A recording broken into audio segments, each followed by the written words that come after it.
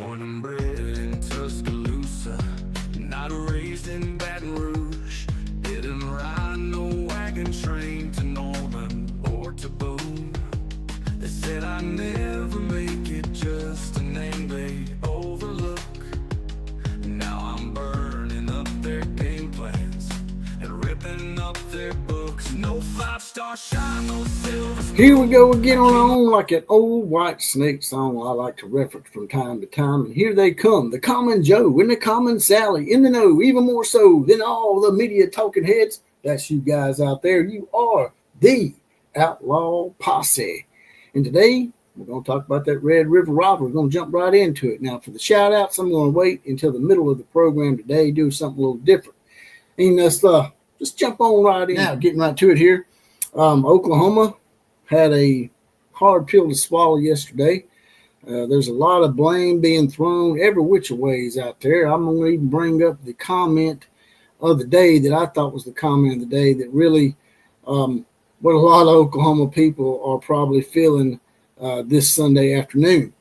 But some of the things that I wrote down on my little old school notey notes right here. The first thing I saw was fire DeMarco Murray. The guy's been here for quite some time, a few years, and he has yet to have a 1,000-yard rusher is the main point that a lot of people are making. And some of the Oklahoma fans that are in my actual multi-chat, some of them agree with that.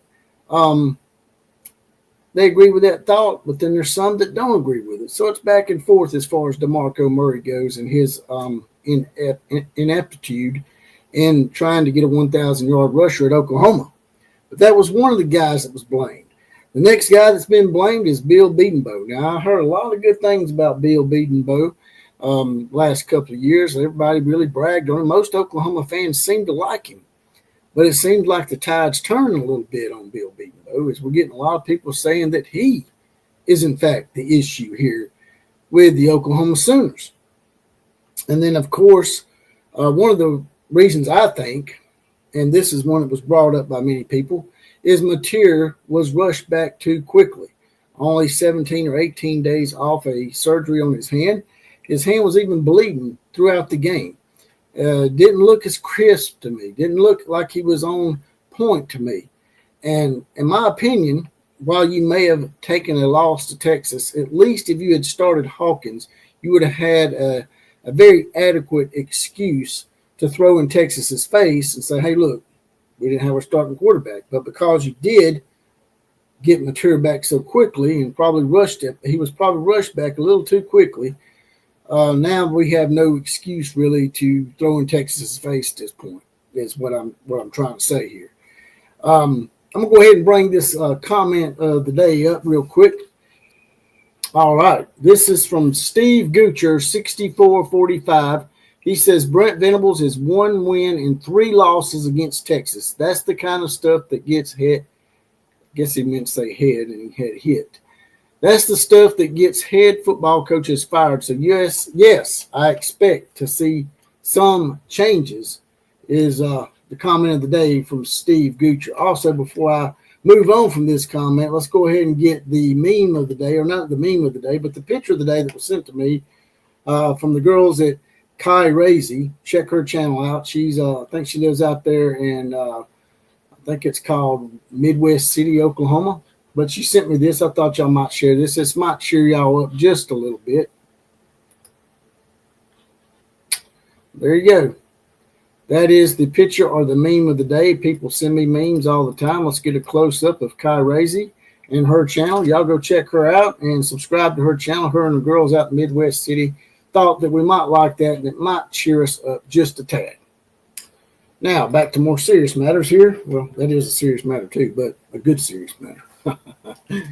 The thing that really stuck out to me in that game was the sequence right before halftime. It was the sequence that I think was the telltale of what was to come. Oklahoma was up 6-0 at one time. Went into halftime leading 6-3, but had a very golden opportunity at the end of the game to at least tack on 3 points. And that's why a lot of people were shouting when Mateer threw the interception into the end zone right before halftime. But I didn't have a problem with that. That's not the problem I had in the whole sequence, although a lot of you probably did. trying to get the touchdown was the right thing to do, but the wrong thing to do was the fact that you had almost 30 seconds left when you got to the spot you were at, and you run 15 seconds off the clock and got the clock down between 10 and 15 seconds.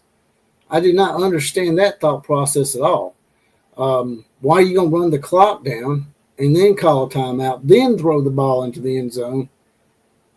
What you should have done was rush to the line and do an up-tempo play and keep the Texas defense on their heels for one more play and not run off a valuable 15 seconds.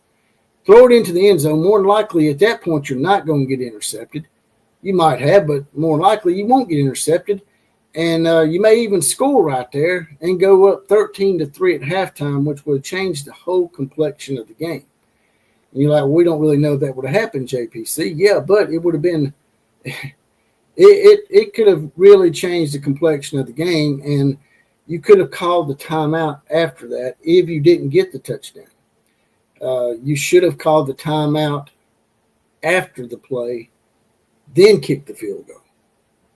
But the main thing you should have done was rush down there to the line of scrimmage, get an up-tempo play in, and if you don't get the touchdown or the first down, then call your timeout, then kick the field goal. It was bad, very poor time management. I was very disappointed in the time management skills of Brent Venables and his staff, and I think it might have cost Oklahoma a touchdown and ultimately the game, because even if you get a field goal in that situation, it changes the complexion of the game. People are like, well, they ended up beating us 20-6, so it wouldn't have mattered. Yeah, it would have mattered. If you'd went into halftime up 13-3, Texas would have been pressing coming out in the second half.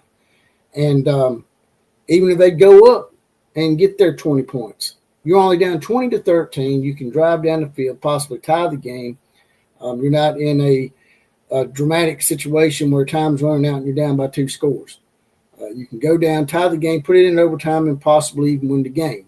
I know those are a lot of what ifs, but I'm just saying. A lot of people are upset today because they feel like the entire coaching staff let them down in all sorts of areas out there. And my take on this and the conclusion of all this, and then I want to get your comments on this as well at the end of the show. Y'all drop it in the comment section. Let me know exactly what you think the problem was, the main issue why Oklahoma was unable to really do anything with Texas. Also, people were blaming the defense as well because I think y'all only got 1 sack. Did y'all get 1 sack? I think y'all did. Wasn't a lot of pressure put on Arch Manning, and they probably should have put more pressure on. That was another one that I neglected to talk about. But what I think y'all need to do is just see how this year pans out. You see, because the way it's set up now, if you lose that one or even a second game, you can still get into the playoffs, which is now the most important thing to me in college football, is getting into that 12-team playoff. Big rivalries are fine, but last year, as you remember, y'all lost to Texas, and then y'all turned around and beat my team, Alabama, and ended up going to a bowl game and done some positive things. Now, I'm not saying that's what's going to happen this year. I'm just saying that if you can go through the rest of this gauntlet, and it is a gauntlet for Oklahoma, they got a really hard schedule, then I think that if you finish with 2 losses, I definitely think Oklahoma will be in the playoff step point.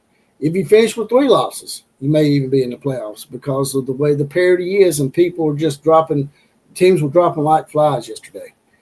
And another thing before I get out here, and this is probably going to be sacrilegious to a lot of y'all, but I've mentioned this before, and I got a lot of negative feedback. But because Texas is now your main rival, no ifs, ands, or buts about it. I know a lot of people say, man, the reason why we don't play Texas at the end of the year is for 2 reasons. Number one, it's tradition to play it with the Texas State Fair.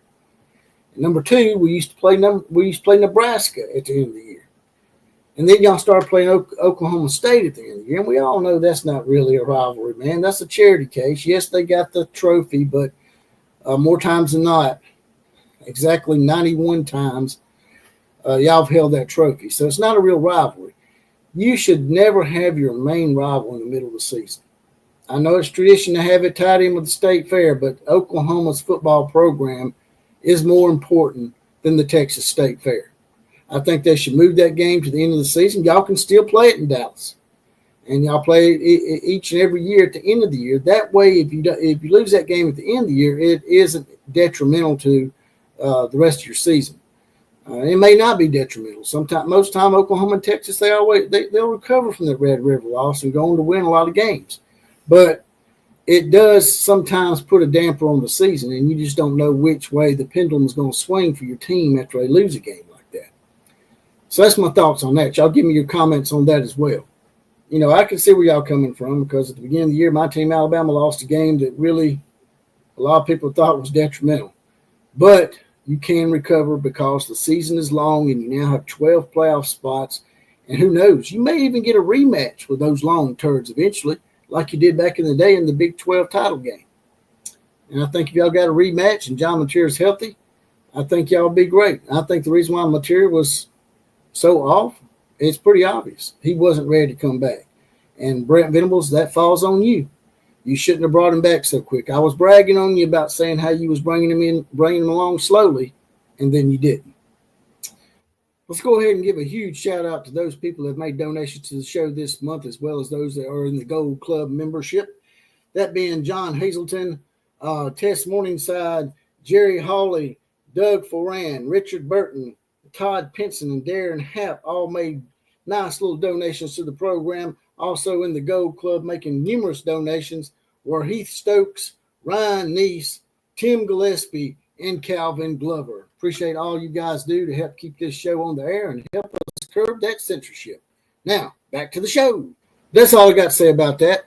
Like, share, comment, and subscribe to this channel. Also, if you want to donate to the show, there is the money $ JPC316 money on the Cash App.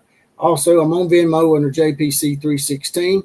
That's the only way we can receive donations to the program now, because as I've said 1,000 times already, well, maybe not 1,000 yet, but a lot. Demonetized my channel to December 14th because I reshared Charlie Kirk TikTok videos in my short section. KMCA to all the other teams, class is now officially dismissed.